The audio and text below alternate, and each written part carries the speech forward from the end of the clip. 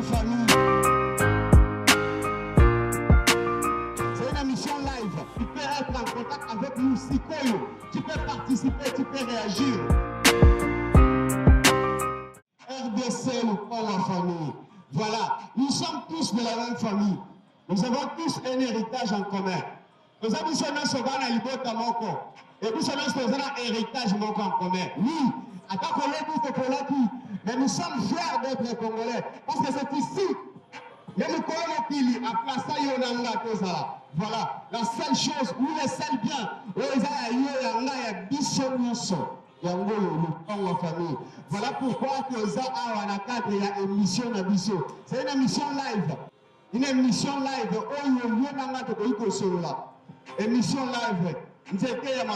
Voilà. Espace tu peux être en contact avec nous, Sikoyo. Tu peux participer, tu peux réagir. Puisque nous sommes tous de la même famille. Oui. Nous parlons en famille, RDC, nous parlons en famille.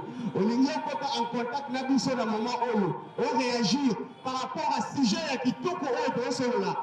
La midi à l'élo, joint numéro 082 91 35 819 plus 243 82 91 35 819.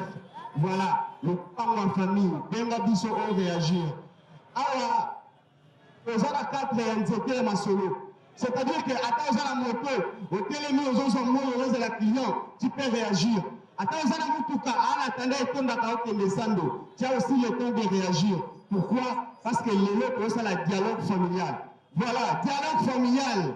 Dialogue familial. On nous dit tellement trop dialogue. Il y a un espace de dialogue. Et personne ne dit non. Quand on a la kondi, on mboka aroyepe awa. Matin fayu tobengi awa espace de ngoyo. J'étais à ma solo. Au solo le roi bana libo comme encore. Oui, dialogue familial. On nous dit dialogue, espace de ngoyo tobengi. Et personne ne dit non. Yaka awa solo wana bandeko. Nyonso tozana wa solo. Toko solo lango awa. Parce que espace de ngoyo. J'étais à ma solo. Lélé na tonga lélé na midi lélé kona yo ozokanga na moment oyo yeba que toza mukolo il y a mercredi le 7 janvier 2026. Oui, au jour bakou ya kozala na bomoyi na mbula oyo sika. Premièrement, c'est la grâce. Pour ceux qui sont chrétiens, nous disons que gloire à Dieu, la grâce de Dieu. Et ça, nous avons ngolu ozala vivant na mukolo lelo. Oui. Na mbula oyo sika. Zambe est la nyonso. Mais permettre que yanga toza congolais congolaise. Et yenda permettre que na mbula oya sika. Osa fait en vie na mabele oyo. Ce Dieu là est au-delà de la religion.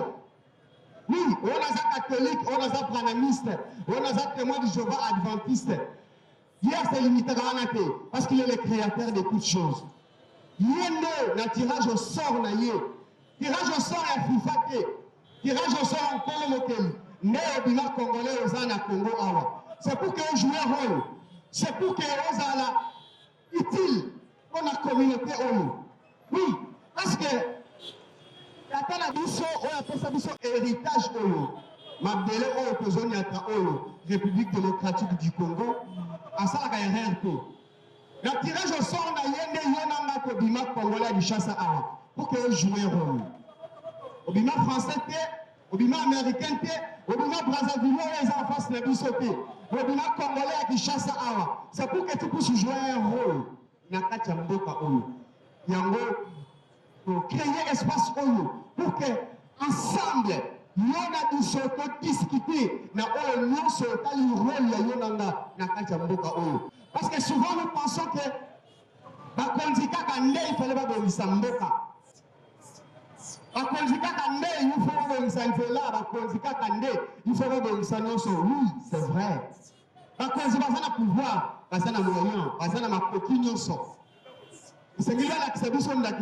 malgré il y a la responsabilité. Parce qu'il y a un père, où il permet que il y a la bénéficiaire, il y a héritage. Dans le moment où nous parlons de famille, RDC nous parlons de famille. Oui. À permettre que yo à la congolaise, c'est pour que tu puisses jouer un rôle. Et na bolingo na ye, bolingo ya nzambe mokeli. À permettre que yo nanga, oya na makili mabe pamba te. Après ça, une combinaison de talents, de compétences. Oui. Pour que nous, on soit capable de servir rien dans ma belle eau. Ma belle personne, c'est la grâce de Dieu. On a besoin de chrétiens, on a besoin de croyants. Les musulmans, moi, je suis une bonne année, vous avez un sur le moment où nous avons besoin de se rendre compte. Oui, nous sommes là pour te rappeler que la Kabokeli, on a fait ça sur ma belle eau. Atinda na mokili mabe pamba te. Après ça compétence, après ça don, après ça talent. Nous sommes c'est la grâce de Dieu. C'est avec ça, mais c'est le ça la haine na bele o. Ma peuple c'est la grâce de Dieu. Oui. Ma peuple c'est la grâce de Dieu. Moi la biche est tombé dans les chrétiens, mais les chrétiens qui ignorent la grâce de Dieu. Voilà pourquoi ensemble, dans le moment où nous posons le pan en famille, il y a un RDC le pan en famille. Mais, Yonanga, il y a la grâce là-dedans où Yonanga te soit. Oui, Maloba, Mounoko, voilà. Yonanga te soit Mounoko. Maloba. Et ça, nous si quand ça va permettre que les allons vivre, les allons congolais, et puis les allons qui chassent dans la capitale. Dans le moment où ils ont la place, ils tombent au magasin, dans rond-point, et puis ils ont le parcours pour le Kabiso. C'est pour que tu rappelles que les Zambérois qui là, ils ont appelé ça Mounoko. C'est pas pour rien, c'est pour que les salles la Yango. Parce que c'est lui qui a permis que les gens soient congolais. Et quand on va faire les luttes, en 1884, conférence de Berlin, ils ont salement. Et que dans 4 Afrique Mobimba, on a dit que une union sans. Dans mon même Nango va donner la République démocratique du Congo. Oui, mais si on a héritier, on a bénéficiaire. L'espace où on va capter la mission, le territoire, où on a limite, où on va capter la mission avec la République démocratique du Congo. On a 4 langues. Oui, déjà nous avons plus de 450 dialectes. Mais au moins, nous avons 4 langues.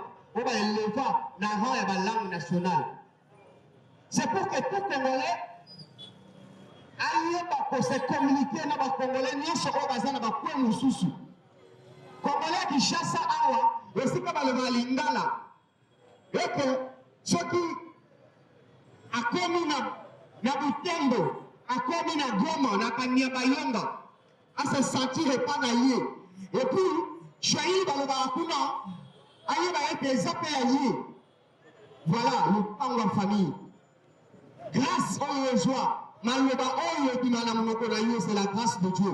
C'est pour que ça le lankolo awa na bele oyo na mboka oyo. Je m'adresse particulièrement aux chrétiens parce que la plupart d'entre nous, nous sommes chrétiens. Dimanche aux en église, samedi aux en église, vendredi aux en église, mais aux en église, pour là pour mépriser ensemble. Comment? Quand nous sommes musana munoko na yo, baluka bazala kaboye. Ashayi basala aboye. Voilà, le tribalisme. Le tribalisme. Le tribalisme, le tribalisme est là de fruit de manque d'amour. Le tribalisme, s'il vous plaît, chers chrétiens, nous avons la responsabilité. Parce que la plupart d'entre nous, la population congolaise en majorité, et ça va chrétiens. Ils sont le tribalisme. Tribalisme, c'est comme un peu. Parce que dans le moment où on est mission dans le mission, où on est était à ma solo, que je me là. Nous sommes allés les bottes dans le mission. Au bandel qu'on le tribalisme. Pourquoi? Parce que le tribalisme est maloba. Maloba, on y a un amour, on y a un manamono. Il n'y a pas que c'est la grâce de Dieu. Pourquoi? Parce que le tien là, comme nous sommes gâtés. Je ne sais pas ce qu'il y a eu, nous charge à Congo. L'invité, est-ce que nous nous connaissons à la connecteur? Papa, nous nous connaissons à la connecteur? Oui, ce qu'il y a, nous nous connaissons à la connecteur, c'est un instrument que Dieu t'a donné. C'est un instrument que l'être suprême, voilà, c'est peut-être aux chrétiens qu'on croit à un Dieu de l'univers, mais au moins tu crois quand même à une puissance qui gouverne l'univers entier. Il y a un yende a fait ça un ya kozana monoko. Maloba o mana monoko na il faut ékumisa kankolo. Et comme Dieu a permis que yanga to sa congolais congolaise, ça dit qu'il y a 4 langues. Kikongo, Lingala, Swahili, Chiluba, ce sont les langues nationales. Ce que tu as en balance, mon côté collègue Moustoussou. C'est-à-dire que ceux qui Congo est pesé 1 kg, il y a que Chiluba peut peser 1 kg, Lingala peut peser 1 kg, et Swahili peut peser 1 kg. Parce que nous sommes dans le longo encore autre langue nationale. Bannissez le tribalisme, s'il vous plaît, chers jeunes, intellectuels. Oui, la sac naïe, on l'a dit bien, ok, IPN, on l'a dit bien, ok, IEC, on l'a dit bien, Natama na IPC, on l'a dit bien, Babana ingénieur, mais dans mon opponent, on l'a dit, si on te l'a choisi, le premier mouton, Mboka, il y a pas villageois, même pas villageois, il est prêt. Parce que les autres correspondent à la statue aux hommes en tant que jeunes étudiants, intellectuels. Mais tu ignores que nous sommes tous Congolais. Et que qui la chérie, ce sont nos langues nationales. Voilà, émission Le Pan en famille. Bannissons les tribalismes. Tu peux contribuer, tu peux nous connecter, tu peux nous écrire. C'est quoi le message vocal et qu'on est capable de Congo. Le 082 91 35 819 plus 243 82 91 35 819. Alors, tu sais, on est là, on est là. C'est la grâce de Dieu. Au salaire la ramone ennemi. Papa, chers parents, nous parlons de l'héritage familial. Cet héritage, c'est notre Père Céleste qui nous a donné. Nous, les chrétiens, dans la Bible, le livre 100, dans le Kanda, il y a Proverbe au chapitre 13, verset 22. Ce que tu as dit, mais bon, tu as malamu, atika ka héritage, on a bana ya bana na yo. Voilà. C'est-à-dire que oh, les héritage, oh, encore la pesabiso, katama que y a pesalo, dans le roi de mer. C'est ici que nous sommes censés servir Dieu. Parce que pour ça, les enfants des gens qui ont l'église, ça ne suffit pas de donner la dîme. Ça ne suffit pas de chanter, de jouer au piano. Mais en tant que parent, il y a des ngoli ou le joie à Rosanapana. Tu es censé que le héritage. Parce que héritage, c'est un héritage matériel. C'est-à-dire que nous, tout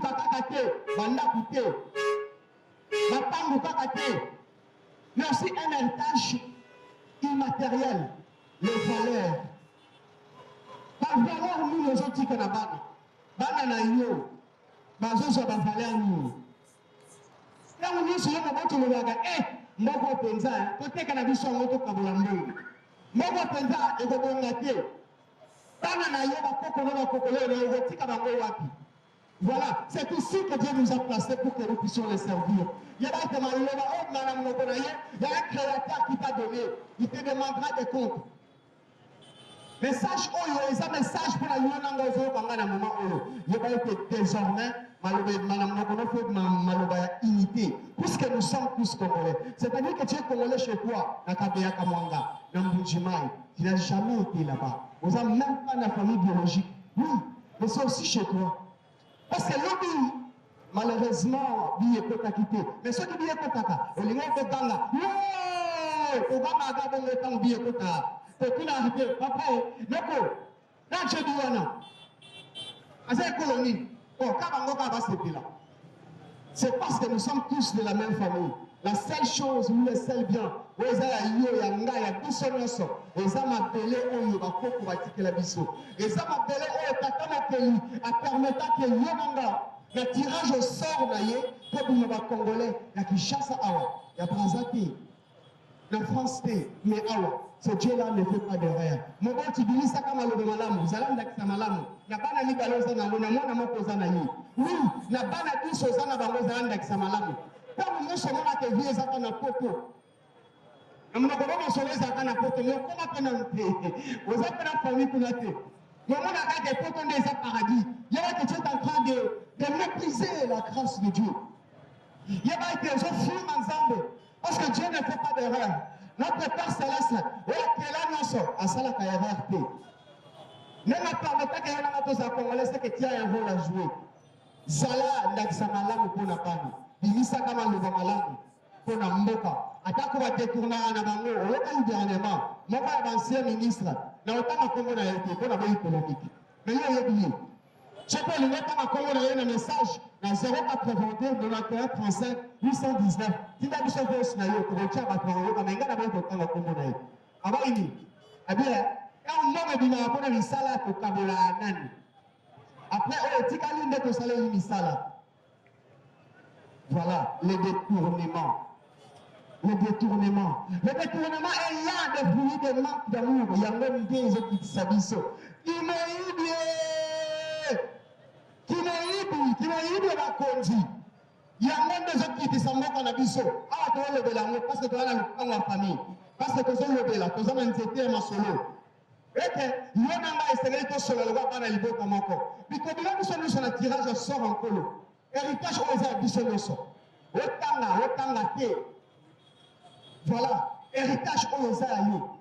Mais tant nous sommes, c'est tout les appels à poste de responsabilité. Il y a un mot à eux. Au détournant. Et que nous allons valoriser comme moutoute. Valoriser comme un voyage comme un dakunayo. Il y a des gens qui contribuent. Namabé et Dieu te demandera des comptes. Voilà, aux âmes dont ils ont appelé ça un goulou, aux âmes bana midale, aux âmes bana misaki, aux âmes dont il y a été sérieux aux alanda qui s'amalamu, parce que bana nayo, bakoko nayo, barotika la namapele oyo. En valeur au sérieux que ça bango, il faut faire comprendre que c'est ici que Dieu nous a placés pour que tout ça les laïe. Que c'est ici que nous pouvons servir notre Dieu avec tout ce qu'il nous a donné comme moyen. Je n'interdis pas par là, voyage, il y a pas que aux États-Unis, il y a France. Non. Mais il y a pas que dans le tour naïo. Les gens vont passer à Awa. Au salé naïo. Et quand nous parlons d'ici, on va la carte qui chasse à tout. Voilà. Au salé naïo. Moi, dans le bien, ça la médecine. Préparez déjà. Il y a des sacs à que médecine au salé, c'est même quand il y a souvent quand il chasse ça. N'a pas de pas naïo. N'a pas de quoi qu'on peut vivre. Mais moi, à côté de ça, la centre, parce que c'est chez nous. Oui, puisque nous utilisons la même table électrique. Nous sommes tous Congolais. Nous sommes chez nous, ici. Aux âmes de tu préparais déjà par nous. Quand nous sommes le Baga, on va contribuer à la division. Voilà que vous avez la difficulté. Vous avez la responsabilité. Chaque parent, surtout les parents chrétiens, nous sommes là pour vous sensibiliser. Nous sommes là pour vous enseigner. Nous sommes là pour vous rappeler que c'est ici, en tant que Kweli, en permettant que nous ayons tout cela. Et que c'est ici que nous devons le servir. Pour ça, les laïcs, après ça, il y a un angoli. Après ça, il y a un bana, Zalanda qui s'amalam. Moi, on a l'architecture. Alors, pourquoi on a l'architecte? Préparez-les. Être architecte, c'est être un leader. C'est que vous allez pas tout le simanayo. Préparez-les. Parce que le détournement, les hommes ici, ça, il y a eu 5 millions de pour notre déraciner le détournement. Et ça, quand on a un chef, il y a un voté. Et ça, quand on a un gouvernement, il y a un peu fort contre Makambango. Surtout, nous parlons de la famille comme la cellule de base. Même dans la Bible, nous avons soutenir la famille, nous avons responsabilisé la famille. Et la famille, ils ont la responsabilité et l'éducation. Pour nous dire que les citoyens malades pour nous mboka, pour nous dire que les posters au bas de la mboka, il y a un moboti, c'est l'un des malades, on a une architecture. Préparez-les. Aïe, parce que l'architecte, ils ont la nabatu. Le monde est important, mais l'argent n'est pas la chose la plus importante. Oui, même ça là, nous c'était. Parce que attends, on a dit immeuble. Jamais on a dit immeuble, on a beaucoup moko. On a la table en bas pour moko, on a beaucoup moko. Attends, on a dit chaussures. Attends, on a un talon. Il y a des quand on se dit, on a un talon moko, on a un chaussure moko. J'étais témoin, quand mon contemporain a prêté serment, il y a un mandat Oyo. Et je me suis posé cette question, je sais que c'est la vérité. Le cortège, voilà, c'est tellement fantastique. Président Fatih, on a pris la ligne à Mingi. On a un jeep moko, on a une personne à Kosi. On a un jeep moko, on a un jeep moko, on a un jeep moko. Oui, c'est la vérité. Parce que c'est un humain au Yolanda. Et t'as la investiture à Donald Trump. Oui. Même niveau États-Unis et Zali. Peut-être que tu peux télécharger. Au moment où tu as cortège, tu as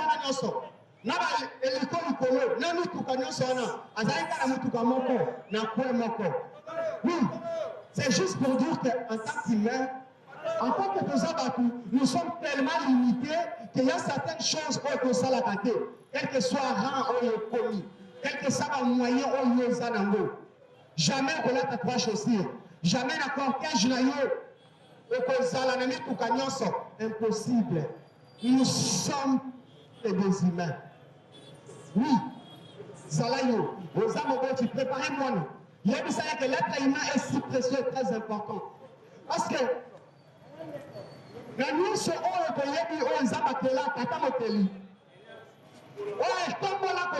c'est l'être humain, nous tous.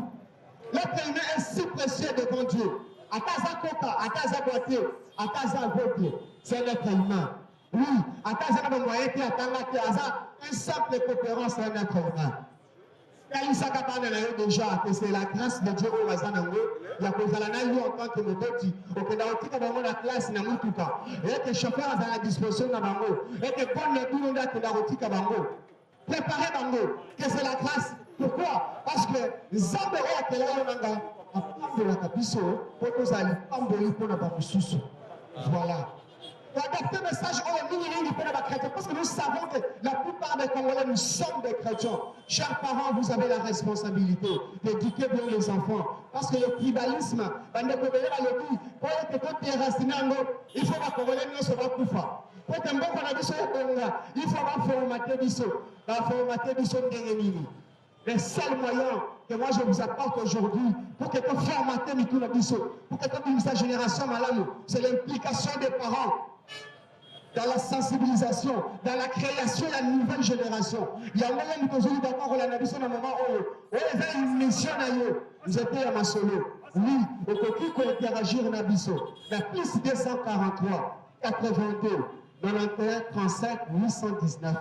Plus 243, 82, 91, 35, 819. Donc, la mission est ça ou la contribution. Puisque nous sommes de la famille. Et là, nous parlons comme les membres d'une même famille. Nous sommes là où Italie. Nous devons sauver notre mission.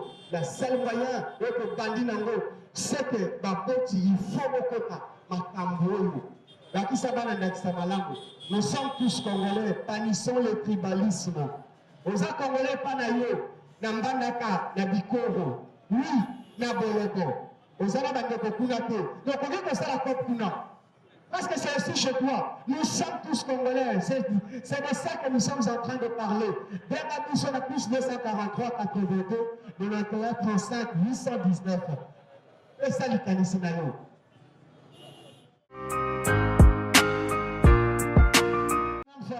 Nous sommes premièrement de la famille humaine. Et puis ensuite, nous sommes de la famille congolaise. Oui, nous sommes de la famille humaine. C'est-à-dire que Français, Azam de Konayo, parce que c'est un humain, le Konayo Nanga. Chinois, Azam de Konayo. Américain, Azam de Konayo. Indien, Azam de Konayo. Libanais, Azam de Konayo. Parce que c'est de la famille humaine qui fait partie. Nous sommes la famille Banyamate, nous sommes la famille Bantabate. Nous sommes la famille Abatu. Makila, nous sommes la Katinayo. Yango, nous sommes la Kati indien. Yango, nous sommes la Kati. Les Français, nous sommes tous de la famille humaine. Voilà, le parents en famille. Et à combien pour cette raison, il y a que le Balinda, la Tosa, la Congolais, que l'on a à Foufou, que l'on a à Matembele, que l'on a à Mikungu, que l'on a à Sensa. Nous sommes tous de la famille congolaise. Bannissons le tribalisme. C'est ça le moment où on a à le parents en famille. Chers parents, sensibilisez Bana, la qui s'appelle l'index à Malam. Parce que la Bible dit, les enfants sont un don sacré. Les dons de l'éternel. Le c'est la responsabilité que Dieu t'a donnée. Il y a que Dieu te demandera des comptes. Pour la gestion des bénédictions, on appelle ça le sang de la monnaie. Quand on nous sommes là,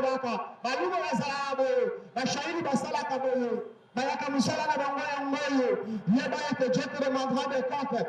Parce que nous sommes basés à la langue. Dieu est au contrôle de tout. À permettre que nous ne pouvons pas. Oui, quand on s'aime la gagne, na Kikongo, na Kikwit, kuna na Congo central ayokaka. So tiens na bolongo, na se, na Kinshasa, na Vous avez bannissons le tribalisme. La plupart d'entre nous, en tant que Congolais, nous sommes chrétiens. Mais c'est nous qui sommes les premiers à contribuer au tribalisme. Voilà, le tribalisme sous toutes ses formes. Le tribalisme. Oui, nous sommes la témoin de Jéhovah. C'est nous qui avons la vérité. Collège central. Voilà, le tribalisme. Le tribalisme, nous sommes le tribalisme. Ce qui marchait hier pour le Kabbalaka, bannissons le tribalisme. Le tribalisme. Elle de fruit de manque d'amour. Il y a même deux autres qui disent ça. Le tribalisme sous toutes ses formes. Voilà. Et puis, ce que ça va catholique, bana maman, le tribalisme. Mon frère, que Dieu te bénisse. Oui, nous sommes branamistes. Branham, c'est un Dieu. Le tribalisme. Bannissons le tribalisme. Puisque nous sommes tous de la même famille. Nous sommes tous de la famille congolaise. C'est Dieu qui nous a placés ici. C'est ça le moment où on a toko tamakamo ma famille. Puisque nous sommes tous de la même famille. Namalobaka kate, menamisala. La kisanda kisamalamu. Bande koma mota, ça c'est direct pour la bino. Même pas pour plaisanter. Kolobaka te pour na se pelisa munako. S'il te plaît, surtout les gens intellectuels, nous sommes tous Congolais. Là, de mon côté, les nous bannissons le tribalisme. Nous sommes tous les responsables. Et la seule chose qui nous appartient tous. Voilà. Ils ont une mission, j'étais à ma solo. Aujourd'hui, que tu as besoin de réagir, d'interagir avec nous. Tu mets un message. La plus 243 82 91 37 819. Plus 243 82 91 37 819. Message merci beaucoup. Nous parlons la famille. C'est Dieu qui nous a placés tous ici. La plupart d'entre nous, nous sommes chrétiens. Notre Dieu, c'est un Dieu saint. C'est un Dieu magnifique. Nous serons la Bible dit que tout ce que Dieu a créé est bon. Ce que dans la Bible, Genèse chapitre 1er, ce que tout ce que Dieu a créé est bon. Zambé Mokeli, Tata Nabiso Likolo, et après ça, nous sommes à Béléo. Nous sommes là et Zamalam. Dieu a béni ce pays avec toutes sortes de richesses, oui, toutes sortes de bénédictions. Nous sommes je vais que Dieu te demandera des comptes parce que nous ne que Dieu l'a négatif. Nous ne c'est la grâce de Dieu. C'est pour que tu ça, malheureusement, pas de les coups, mais beaucoup de ça.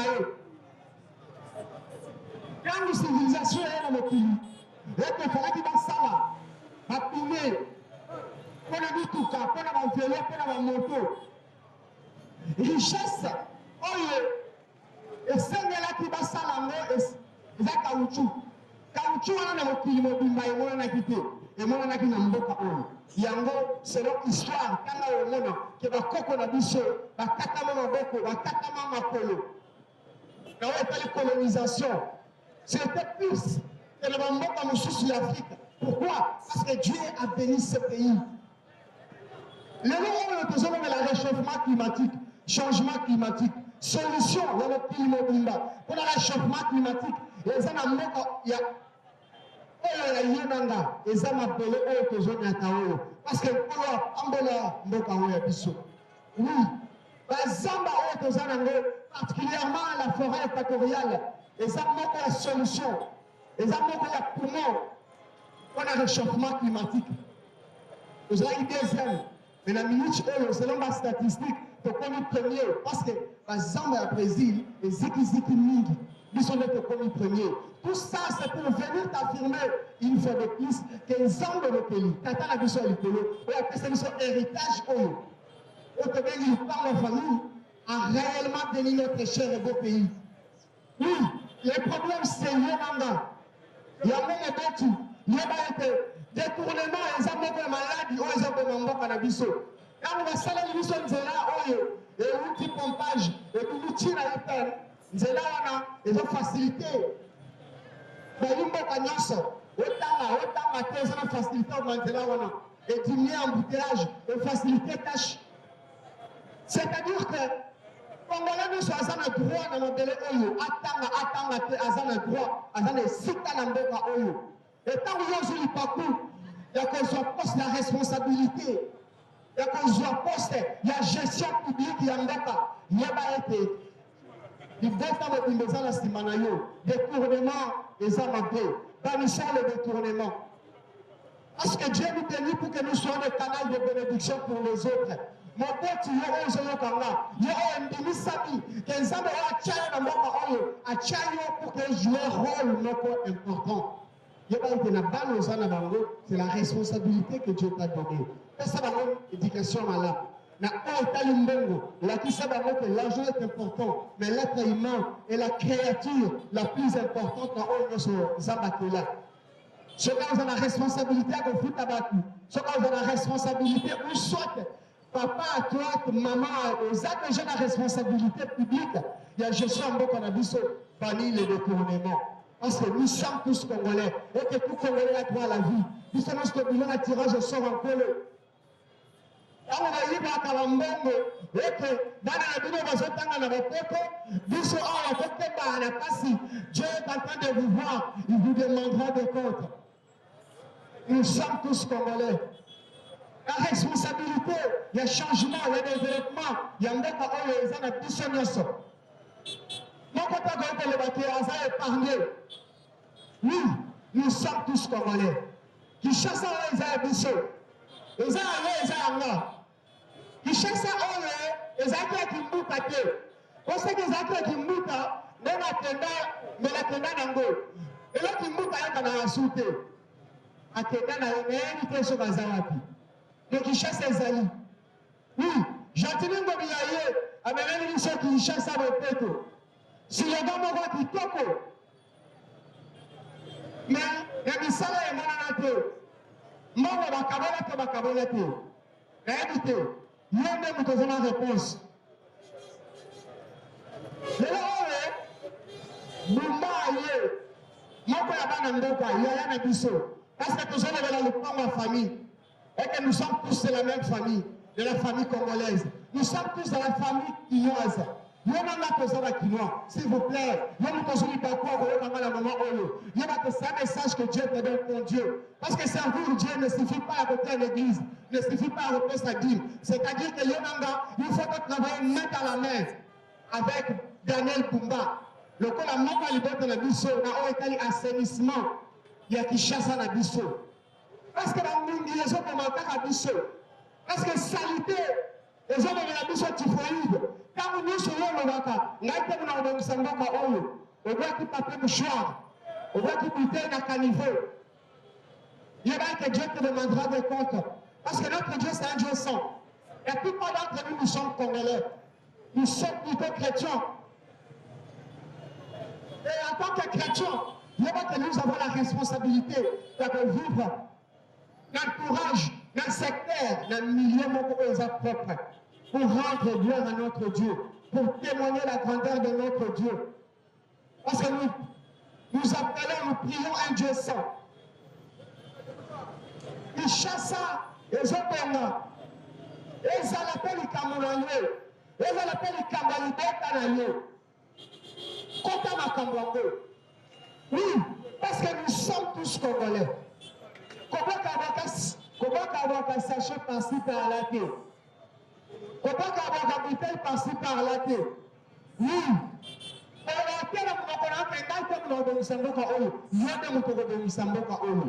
Nous sommes tous Congolais. Contribuons à l'assainissement de notre capitale. Anciennement appelé Kinshasa la Belle. Aujourd'hui, fort malheureusement Kinshasa la poubelle.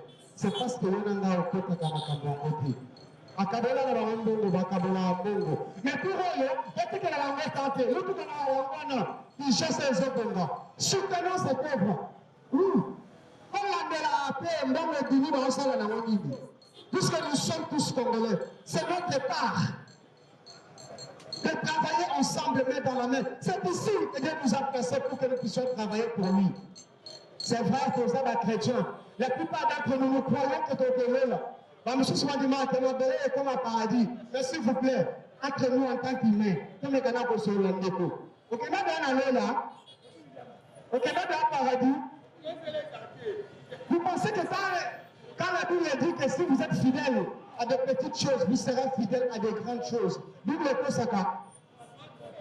Ceux qui ont pour non, Dieu nous a placés ici pour que tout ça l'aille. Et pour que tout ça l'aille, après ça, on a besoin de grâce. Nous, sur le monaka. Et on a que les propres.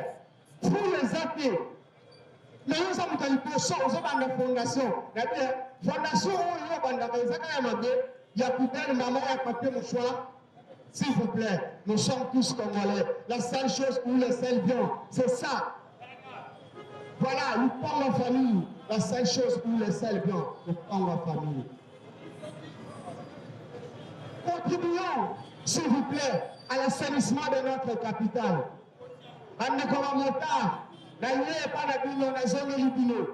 Ceux qui peuvent venir le parler, qu'on contribue, micro, ils ont parlé, il y a besoin de bas. Vous avez facteur de troubles. Je m'adresse particulièrement à vous. Vous avez facteur de troubles. S'il vous plaît, aux amis de Sika, quand on a la mentalité à Sika, au coup de ma moto, la visite est aux envoyés. Pour la nuit, nous sommes comme ça va voir pour rien. Pour la nuit, nous sommes finis, ça va motard. Et pour qu'il y ait des motards, on a vu sur l'hypothèse, on va très sérieux. On va se laisser sabana, on va se koli sabana, on va se tangi sabana, on s'ala moto. Parce que là, on va l'ami. Mais nous sommes pour les postes faux. La recata, tête, la recata, yas. La recata, nous, pour aller à embouteillage à progresser, s'il vous plaît. Si on va venir dans ce moment, vous allez moi 2-3 minutes. Et qu'on respecte le ça la ligne. Après qu'on est là, embouteillage. Après qu'on est là, on s'en de l'autre côté. Oui, on s'en de l'autre côté, je m'en ai. Mais nous, on s'en de l'autre côté, dans le domaine de l'eau. Oh, vous allez prendre la famille, c'était un solo. Nous allons le dire, oh, nous sommes au Congo. Oh, nous sommes au Bissau, le Congo, la banane, il veut pas encore. Puisque nous sommes tous de la même famille, la famille humaine. Puisque nous sommes tous de la banane, il veut pas encore. Nous sommes tous de la moi aussi. Nous sommes tous de la moi aussi.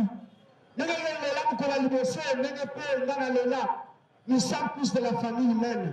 Et comme nous faisons tous de ces deux pays, c'est que nous sommes tous compatriotes, patriotes.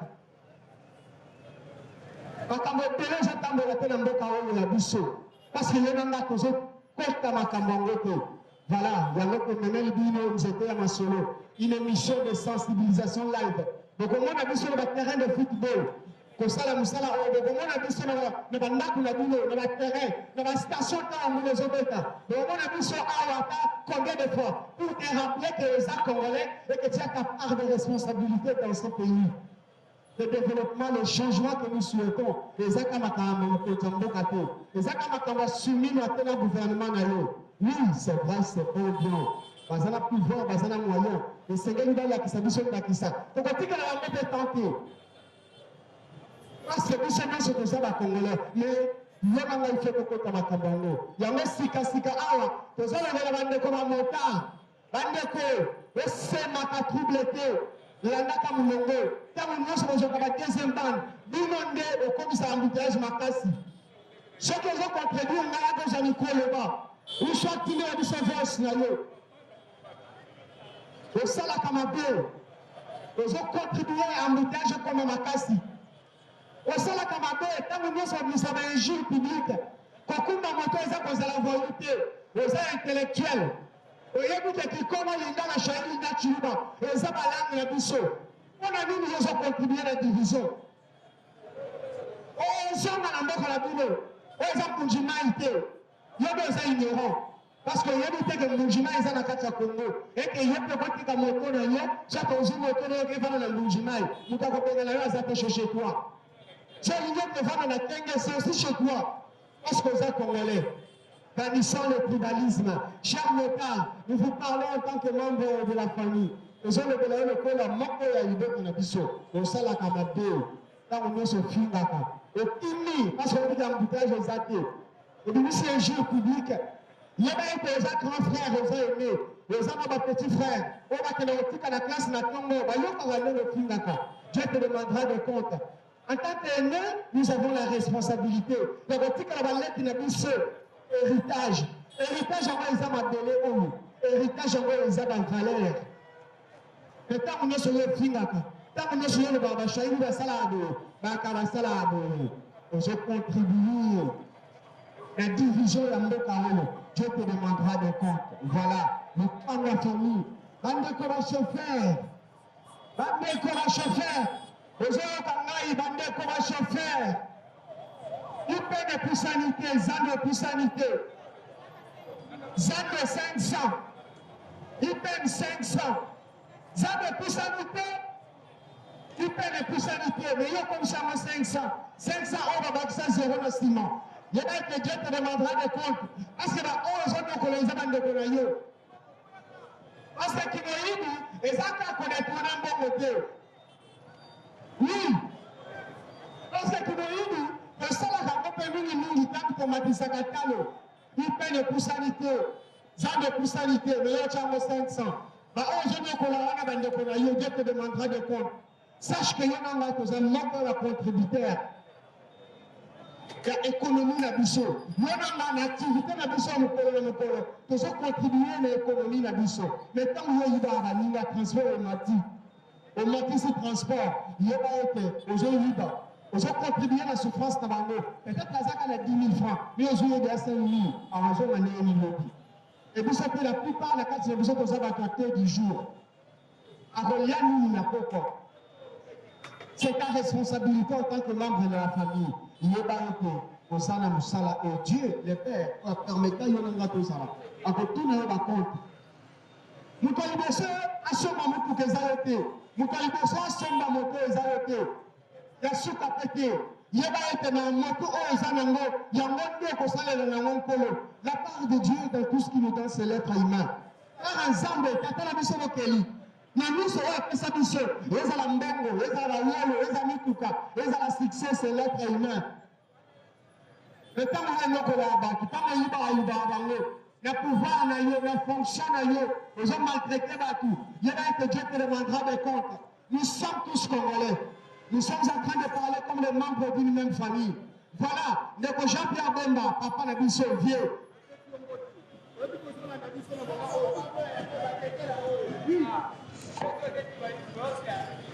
il y a que papa Mbemba en tant qu'aîné de la famille, et ce n'est pas pour sa vision d'Axamalamu. Il n'y a pas de rigueur. Franchement, il n'y a pas de rigueur. Et ça, le point, c'est la bataille. Le Zali, ministre et le transport. Non. Il paye les angles. Et tu transport combien? Franchement. Là, nous sommes en train de parler comme les membres d'une même famille. Au transport combien? Vos signaux transport combien? Mais pourquoi vous faites rien? Pourquoi vous n'êtes pas sur le terrain? N'axali, nous sommes avec la rigueur. Jeunesse et Bolanda. Exemple, imposition et pouvoir au Bezanango. Pouvoir en Bezanango et Tchanana. Non, c'est ça le moment. Pour que l'on ne m'abisso n'a pas agir. Voilà. Mais il faut que je moment où les gens beaucoup, dans le coup, dans le Konzango, quand Fachi Béton, il y a un message pour le gouvernement de l'Union. Papa Fachi, amena akombo na zamba te. Amena akombo na zamba te. Soki okutana na papa Fachi, yebisa ye ke moko ya bana na ye, moko ya ndeko ya liboka, moko ya héritier, azana message na ye. Ke bamema akombo na zamba te, bamena akombo na zamba te. Papa Fachi, bamena akombo na zamba te. Bamena akombo na zamba te. Okutana na papa Fachi, bosoyela wapi? Esa message oyo. Il y a tout un chemin là-dessus. Quand on a un combo dans Zambaté, c'est ça, nous prenons la famille, on est prêt à tout. Parce que nous sommes congolais, parce que nous sommes héritiers. On en a marre, franchement. On en a marre. On a un combo dans Zambaté. Nous prenons la famille.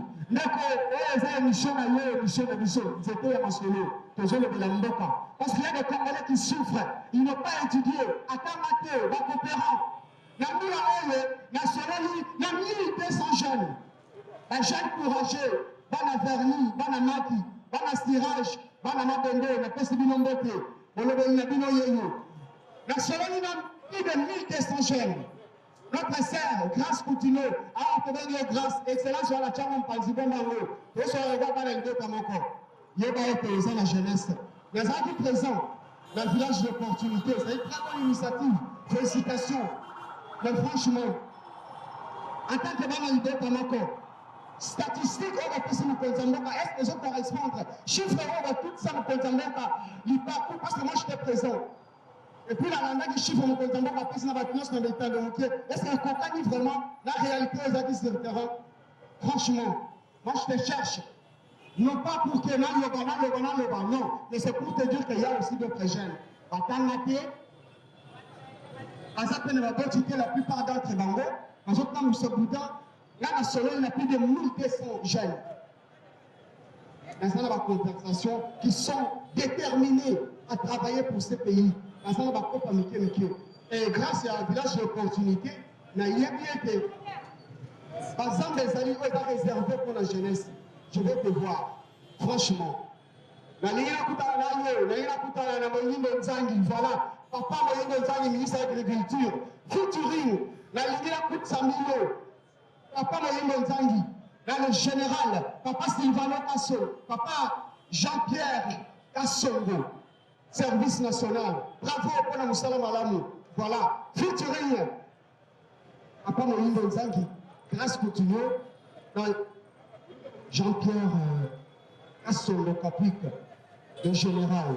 Voilà, le lieutenant général Moussala Kitoko. Sachez qu'il y a d'autres jeunes en réalité qui ne gagnent rien, mais qui peuvent aussi contribuer à l'économie en mode Nabiso.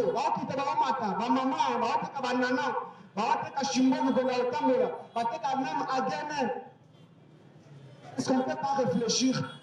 On peut ça la folie. Au Kabola, il y a un sac, il y a un ciment, il y a un cellule. Dernièrement, il y a un loso, un soso, un outil, il y a un mboka mususu. Et pourtant, il y a une maman. Parce que payé au bas la bilan, il y a un loso, Tumba, qui tout connaît mon corps. Est-ce qu'ensemble, on ne peut pas réfléchir ensemble pour qu'on puisse encadrer ces jeunes? Le papa général qui a son nom en salle. La jeune va autre chose, la semoule. Voilà. Mais comme Nzangi, en tant que membre de l'Iboka, émission tu peux aussi venir ici. Je sais que tu es très sympa, très cool. On t'invite ici, dans l'émission Nabiso.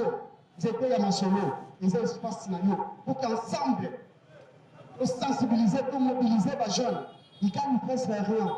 Les jeunesses, ils ont télé. Mais ils sont des Congolais. Ils demandent le même tirage au sort. Démocratie continue. S'il te plaît, chiffre pour ça que nous consommons par les ailleurs le Kouta. Cette fois-ci, on va faire du concret. Et j'ai l'enregistrement de toute une liste de jeunes. Dans cette délai, ils ne sont pas seulement Miyibi. Ils ont des talents, ils ont des compétences. Et ils sont les membres de notre famille. C'est ça le moment. Dans 5 Misatu, le général, le lieutenant Jean-Pierre Kassongo, le service national de Sarakitoko 100%, bravo. Voilà.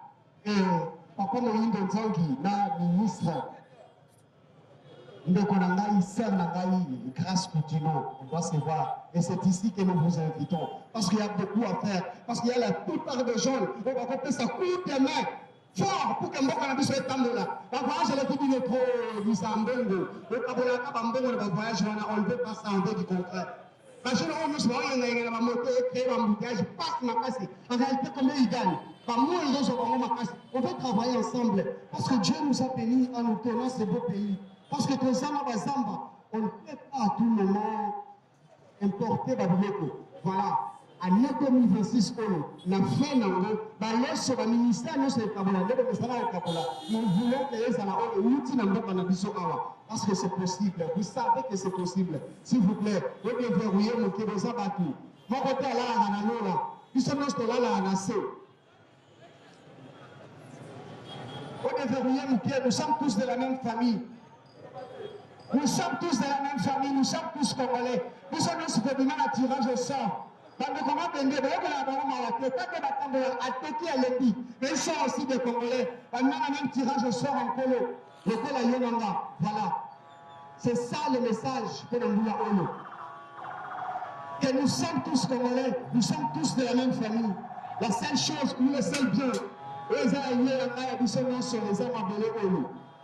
travaillez mettre dans la main. Le pain en famille.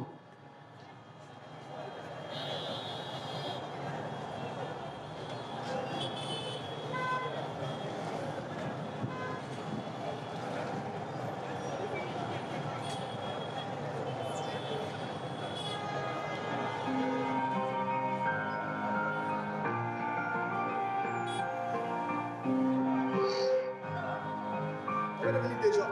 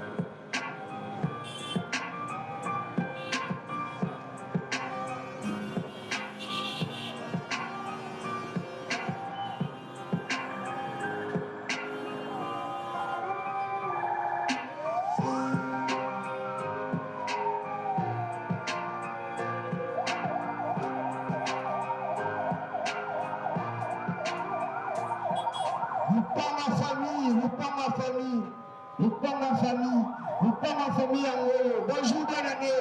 Nous parlons la famille. Voilà. Nous avons ma soeur, émission à émission là. Et que je me la nuit sur le Liboka. Nous sommes malades, nous sommes malades. Comme les membres d'une même famille, nous sommes là. Oui, et bien des jours que les linges sales se lavent en famille. Voilà. Ndoka ya biso, ndoka détournement, ndoka ya biso, ndoka kimoyibi, kimoyibi. Kimoyibi comme on a conduit, Tina Yonanga, Kimoyibi. Voilà pourquoi on peut jamais de là. Kimoyibi. Kimoyibi on qui est à la gâte, on est à la gâte. Ça de poussanité, il paie de poussanité. Et tu as mis 500, on va ça 0. Sache que tu es en train de voler les membres de ta famille. Et on n'a pas mal à Rossema Yonanga compte. Puisque nous sommes tous de la même famille. Nous pas ma famille. Oui, nous sommes tous Congolais. Nous sommes Congolais chez nous. Na Kanyabayonga, na Goma, na Masisi, na Bukavu, na Butembo. Même si on commence à lutter, mais on a beaucoup parce que c'est pas là. On a Congolais, on a Congolaises. Banni le tribalisme. Le tribalisme, oui, le tribalisme sous toutes les formes. Le tribalisme sur toutes les formes. Et puis ce que ça a UDPS vivant. Et puis ce que ça a la Mouka. Quand on a pouvoir en place, et quand il dit mais quand il s'agit de la guerre, dans l'Est, il y a un canabis, s'il vous plaît, soyez unis, puisque nous sommes tous Congolais. Bannissons le tribalisme.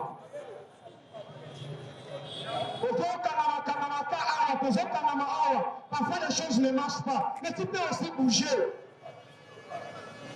Tu peux aussi bouger, ok, dans la table, ok, s'installer, ok, pas de la zéro, ok, c'est la métier dans le courant, parce que c'est aussi chez toi. Bannissons le tribalisme, nous sommes Congolais. Bannissons le tribalisme. Ce qui marche hier, pour engager Kakaba au sein de la Bangote. Et puis c'est des adventistes au sein de la samedi, le tribalisme. Et puis c'est des témoins de Jéhovah, collège central. C'est nous qui avons la vérité, le tribalisme. Le tribalisme est là de fruits de manque d'amour. Les gens font ce qui sont dans le cas. Voilà pourquoi on attend le lait l'après-midi à l'élection de l'Ingi, que j'ai le Belango, le quoi là-bas dans l'idée comme encore. Arrêtons de nous diviser à cause de la religion. Dieu n'est pas dans la religion. Dieu n'est pas dans la religion. Dieu agit au-delà des religions. Quand il y a de la théorie, parce que les catholiques nous coûtent à eux. On compte à la tête parce que les témoins, on vient encore à la Mikanda, nous coûtent à eux. Mais parce que observe un sabbat, aux adventistes qui sont qui carana, nous coûtons à eux, tant nous nous connaissons du tribalisme. Et que tant nous sommes là, nous va choisir un salaire ils ont contribué à la tribalisme. La Bible dit, Dieu dit dans sa parole, la Bible bien sûr, que Dieu est Dieu, rendez-lui gloire. Comment Nzambe, papa Salokumu, Nzambe o alingi bato bikolo nyonso, ya minoko nyonso. Nzambe mokeli o akelala nanga, o apesa biso na mboka oyo, c'est un Dieu qui aime tout le monde, les gens de toute langue, de toute race, de toute tribu. Oui, bannissons le tribalisme. Voilà, émission, j'étais à Masolo. Il y a un colonel na esika oyo place kitamba magasin il y a aujourd'hui d'accord de la nanga si j'ai pas besoin de cela mon colonel que j'ai un sujet belé mais en même temps que le la RDC que désormais il y a nanga et c'est même tout monde la RDC de que la lingala le temps en famille parce que la seule chose où les seuls bien aux ailleurs la boussole nous sur les âmes belé oyo RDC le temps en famille. Et c'est Dieu qui nous a placés ici pour que y ait un peu salé la yé, pour que y ait un peu rendre le gloire. Au salé l'encolé, ce qui est à côté de l'église, au salé l'encolé, les accords de la religion, la lingomba oyosa, au souka kana s'identifier, naza témoin, naza adventiste, naza panamiste, naza fait pas comme ça même à l'âme. Non. C'est aussi reconnaître que Maroba, on s'en a moins en que vous n'avez pas tiré à mon égalité, vous n'avez pas changé à côté. Les angles où on s'en va faire ça. Binisa kama le malam pour n'amboka. Binisa kama le malam pour n'abana na yo. Zalanda kisa malam pour n'abana. Parce que bana na yo, bakoko na yo, bakokolo na yo, batika bamona mabele oyo.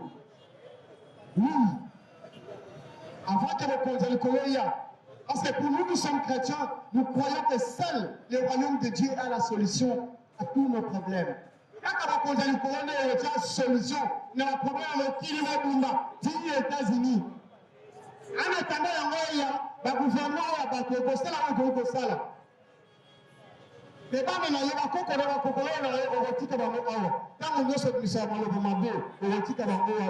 Dieu a réellement béni ce beau pays. C'est à toi de moi de travailler, d'agir. Parce que les conditions et les qualités de vie que nous menons, ils ont coconacté.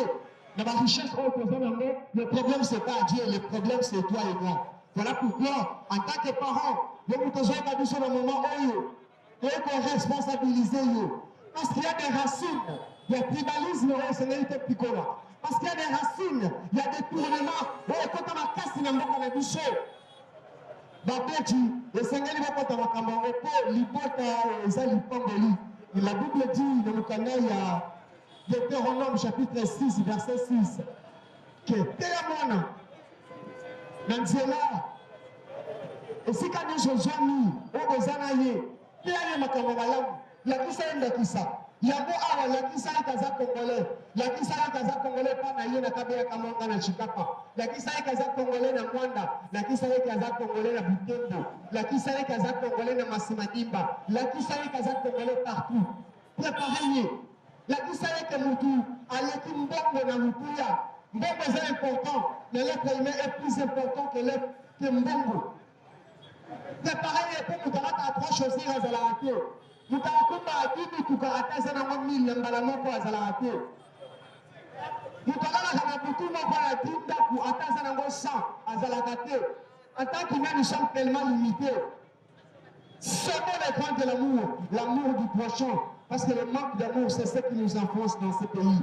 Et quand on a conduit, que Belali Awa, il est qu'au grâce continue, le Bélaman Amdaka, que Belali Jean-Pierre Kassongo, le général, le lieutenant général, le service national, Namdeko, le Nzangi, ministre de l'Agriculture, nous voulons vous voir tous ensemble, parce que nous avons discuté avec vous, pour qu'ensemble, un jeune va se belé, on va rester de l'autre côté. Oui, dans la famille, dans la marque, dans le tirage, la plupart des gagnent presque rien. Dans la mitem, qui va la marque, qui va le tirage. Les Congolais, ils sont sortis aussi, le tirage au sort, encore le pôle à Yomanga. Et qu'ensemble, nous devons les équiper, les utiliser pour que ça soit utile pour la communauté na biso surtout na oyo tali bazamba oyo toza nango lopango ya famille. Merci na yo moto landi biso émission na biso ekomi na suka. Merci lopango ya famille. C'est une émission live. Tu peux être en contact avec nous, Sikoyo. Tu peux participer, tu peux réagir.